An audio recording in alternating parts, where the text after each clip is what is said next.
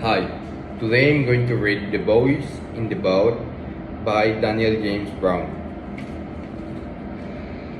It's a great art, it's rowing. It's the finest art there is. It's a symphony of the motion, and when you're rowing well, why it's nearing perfection. And when you near perfection, you're touching the divine. It touches the you of yours, which is your soul. George Yeoman Pocock.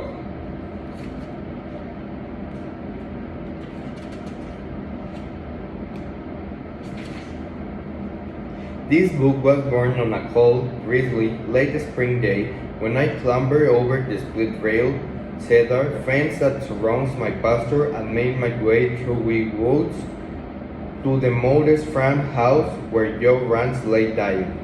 I knew only two things about Joe when I knocked on his daughter Judy's door that day.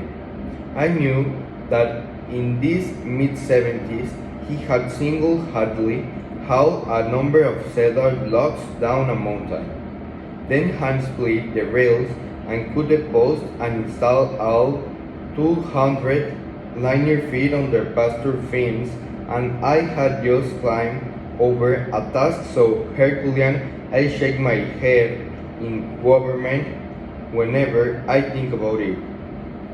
And I knew that he had been one of the 9 young men from the state of Washington, farm boys, fishermen, and loggers who shocked both the rowing world and Adolf Hitler by winning the gold medal on 8 warrior rowing in the 1936 Olympics.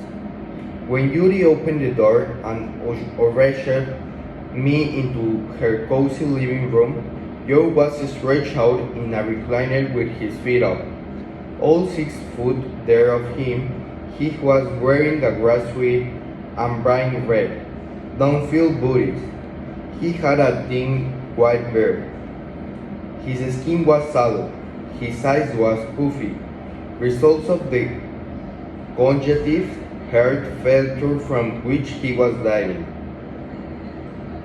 The walls covered with old family photos, a glass display case crammed with dolls and porcelain horses and rose patterning. China stood against the far wall. Rain flecked a window that looked out into the woods. Jazz tunes from the 30s and 30s were playing quietly on the stereo. Judy introduced me, and Joe offered me an extraordinarily long. This hand Judy had me reading one of my books aloud to Joe, and he wanted to me. Thank you. This is chapter 1 of The Boys in the Boat.